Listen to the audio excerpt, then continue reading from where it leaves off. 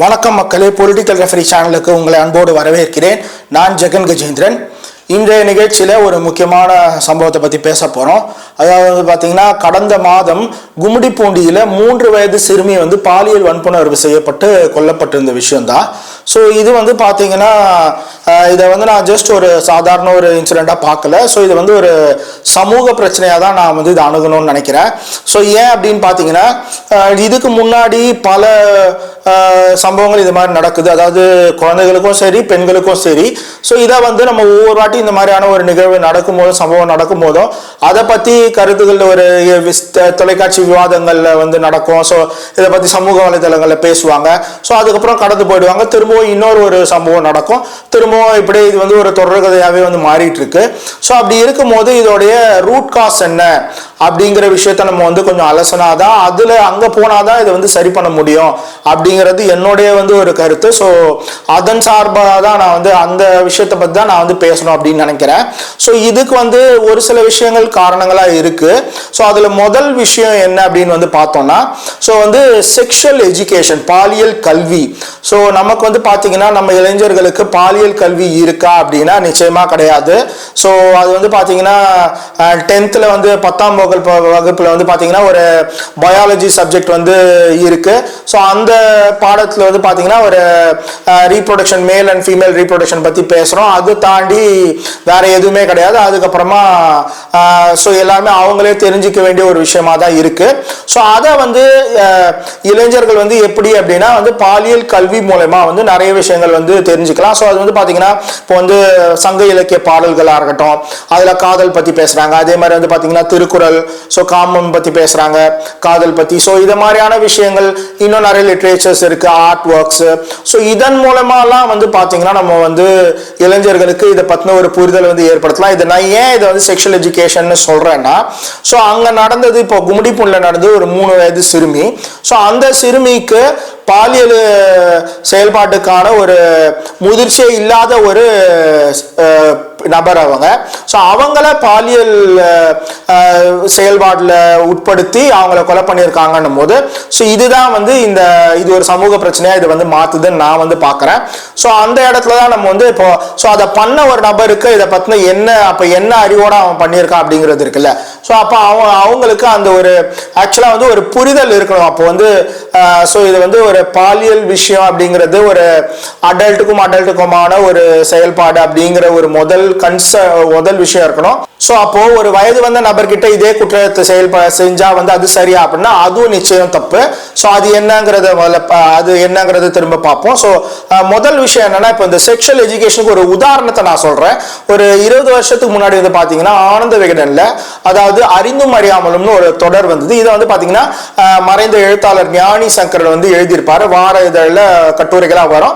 அதுக்கப்புறமா அது ஒரு புத்தகமாகவும் இப்போ கிடைக்குது. ஸோ இதுல பார்த்தீங்கன்னா பாலியல் கல்வி சம்பந்தமா ஒவ்வொரு வாரமும் பார்த்தீங்கன்னா அந்த புத்தகத்தில் எழுதியிருக்கோம். ஸோ இது பார்த்தீங்கன்னா கட்டுரைகள். ஸோ இளைஞர்கள் இன்னைக்கு எப்படி செக்ஷுவல் விஷயங்கள் முதல்ல அறிமுகமாகுது, ஸோ அவங்க என்னென்னலாம் பண்றாங்க, அவங்களுக்கு எப்படி தெரிய வருது, இந்த மாதிரியான விஷயங்கள்லாம் அதில் தெளிவாக கொடுத்துருப்பாங்க. ஸோ அது முடிவிலையும், கட்டுரையோட முடிவிலையும் பார்த்தீங்கன்னா ஒரு 4-5 கேள்விகள் இருக்கும். அது வாசகனே தனக்கு கேட்டுக்கக்கூடிய ஒரு கேள்வி.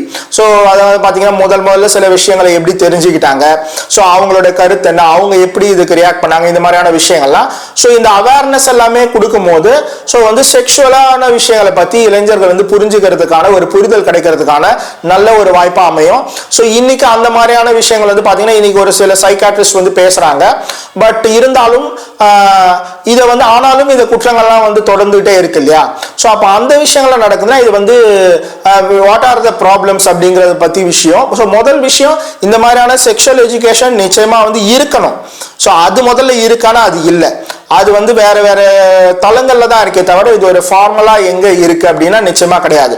ஸோ அதை நம்ம இவ்வளோ இலக்கிய மரபுகள் இருக்கு, இதெல்லாம் இருக்குன்னா அப்போ அதையும் மீறி ஏன் இங்க ஒரு பிரச்சனை நடக்குதுன்றது ஒரு கேள்வியா இருக்கு. ஸோ அதை நம்ம முதல்ல புரிஞ்சுக்கணும். ஸோ ரெண்டாவது விஷயம் நம்ம பார்த்தீங்கன்னா, இப்போ சட்டப்படி இது ஒரு இது குற்றங்கள்லாம் தண்டனைகள்லாம் அதிகமாக இருந்தால் குற்றங்கள் குறையும் அப்படிங்கிற ஒரு தியரி இருக்கு. ஸோ அது பார்த்தீங்கன்னா, இப்போ நிர்பயா கேஸ்ல டெல்லியில் 2012 நடந்தது. ஸோ அவங்களுக்கு பார்த்தீங்கன்னா அந்த குற்றவாளிக்கு தூக்கு தண்டனை கொடுத்தாங்க. அப்படி இருந்தும் இந்த 14 வருஷத்துல இத்தனை குற்றங்கள் நடந்திருக்கு இல்லையா. ஸோ அப்போ அது வந்து சரியா அப்படின்னா வந்து பார்த்தீங்கன்னா அது ஒரு அளவுக்கு வந்து ஒரு பொது சமூகத்தில் பயத்தை ஏற்படுத்துமே தவிர இது பண்ணக்கூடாதுன்ற புரிதலை. ஆனால் அதுவே முதல் தீர்வாக இருந்தால் இன்னைக்கு இவ்வளோ பிரச்சனைகள் நடந்திருக்கிறதுக்கான வாய்ப்பு இல்லை இல்லையா? ஸோ அதுவும் நிச்சயமா அது மட்டுமே தீர்வு கிடையாது, அது ஒரு பகுதி தான் அப்படிங்கிறது தான் என்னுடைய கருத்து. ஸோ அப்போ அந்த இடத்துல தான் வந்து பார்த்தீங்கன்னா இந்த சமூகவியல் சார்ந்த இலக்கியங்கள், இந்த அவேர்னஸ், இந்த மாதிரியான விஷயங்கள்லாம் வரணும். ஸோ அதுக்கு நிறைய ஃபோரம்ஸும் இருக்கு. பட் ஸ்டில் இன்னும் வந்து அதிகப்படியான விஷயங்கள்லாம் இதுல வந்து இருக்கணும் அப்படிங்கிறது தான் என்னுடைய கருத்தா இருக்கு. அண்ட் ஃபைனலா வந்து இன்னொரு விஷயம் பார்த்தீங்கன்னா, இது வந்து இங்க வந்து ஒரு சிறுமிக்கு வந்து இது நடந்திருக்கு. ஸோ ஒரு பெண்களுக்கும் இது வந்து நிறைய நடக்குது. ஸோ நிர்பயா கேஸ்ல அதான் நம்ம பார்த்தோம். ஸோ அந்த மாதிரியான விஷயங்கள் வந்து பார்த்தீங்கன்னா, அப்போ இது வந்து செக்ஷுவல் எஜுகேஷன்ல one of the main things வந்து பார்த்தீங்கன்னா கன்சென்ட் அப்படிங்கிறது. ஸோ ஒரு பெண்ணுக்கும் ஆணுக்கும், அதாவது ஒரு அவங்களுடைய விருப்பத்தின் பேர்ல தான் வந்து ஒரு அதாவது உடல் உறவு, ஒரு செக்ஷுவல் ஆக்ட் வந்து இருக்கணும் அப்படிங்கிறது ஒரு மிக முக்கியமான ஒரு விஷயம் செக்ஷுவல் எஜுகேஷன்ல பொறுத்த வரைக்கும். ஸோ அந்த இடத்துல தான் நம்ம வந்து பாத்தீங்கன்னா, ஸோ அப்போ இதுல வந்து 2 பேர் ஆண் பெண் 2 பேர் ஈடுபடுறாங்க அப்படின்னும் போது 2 பேர் சைட்ல இருக்கக்கூடிய தவறுகள் என்னங்கிறத நம்ம வந்து பேசுவோம். ஸோ ஒரு ஆண் வந்து பாத்தீங்கன்னா, ஸோ அவங்க வந்து உடல் வலிமையில இந்த விஷயங்கள் எல்லாம் வந்து தவறுகளை வந்து செய்யறாங்க. ஸோ அது ஆண்கள் சைட்ல இருக்கக்கூடிய தவறு. அதே நேரத்தில் பெண்கள் சைட்ல வந்து பாத்தீங்கன்னா, பெண்கள் வந்து அவங்களோட உடலே வந்து ஒரு சில நேரங்கள்ல அவங்க அதை வந்து ஒரு டூலா வந்து செக்ஷுவல் ஆக்டுக்கு யூஸ் பண்ணி அதன் மூலமா அவங்களும் சில வந்து தவறுகளை வந்து செய்யறாங்க. ஸோ இந்த இடத்துல தான் ஒரு சில இடங்கள்ல வந்து சில பிரச்சனைகள் வருது. ஸோ அதை வந்து சரியான ரைட் அப்ரோச்சோட அணுகணும் அப்படிங்கிறது தான் நம்ம வந்து விஷயம். ஸோ இது வந்து 2 பேர் சைட்லயும் வந்து தவறுகள் இருக்கு. ஆனால் வந்து இன்னைக்கு வந்து பாத்தீங்கன்னா, ஆனா பெண்கள் இதுல வந்து அதிகமா பாதிக்கப்படுறாங்க. ஏன்னா விக்டிம்ஸ் நிறைய வந்து பெண்கள்.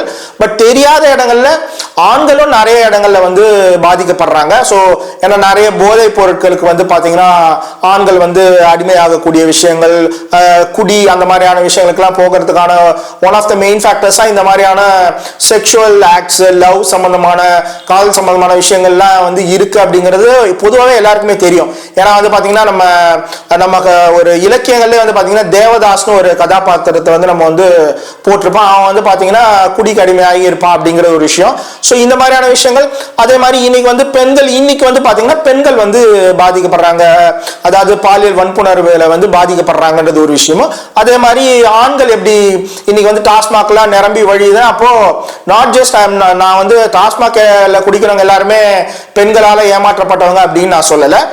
ஆனா வந்து பாத்தீங்கன்னா இது அந்த மாதிரியான ஆண்களும் அங்க போறாங்க அப்படிங்க, அந்த மாதிரியான பாதிப்புகளும் இருக்கு அப்படின்னா, அப்போ இதை வந்து ரைட்டான அப்ரோச் என்ன அப்படிங்கிற விஷயத்த வந்து பாத்தீங்கன்னா, இது வந்து ஒரு ஸ்லோவான ஒரு மியூச்சுவல் அண்டர்ஸ்டாண்டிங்கோட ஒரு ரிலேஷன்ஷிப்ல போனாங்கன்னா அது வந்து யாருக்குமே வந்து பாத்தீங்கன்னா வந்து பாதிப்பை ஏற்படுத்தாது அப்படிங்கிற ஒரு விஷயம் வந்து எனக்கு வந்து அப்படிங்கிற ஒரு புரிதல் இருக்கு. அப்படிங்கிற ஒரு கருத்து வந்து என்னுடைய கருத்து. ஸோ உங்களுடைய கருத்து என்ன அப்படிங்கிறதும் நீங்க வந்து தெரிவிங்க. ஸோ நிச்சயமா இந்த விஷயத்த வந்து குறைக்க முடியும், இதை வந்து நிறுத்த முடியுமானா நிச்சயமா நிறுத்த முடியும்.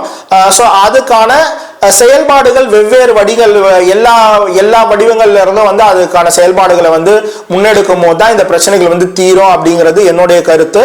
ஸோ உங்க கருத்துக்களையும் தெரிவிங்க. மீண்டும் ஒரு நிகழ்ச்சியில் சந்திப்போம். நன்றி, வணக்கம்.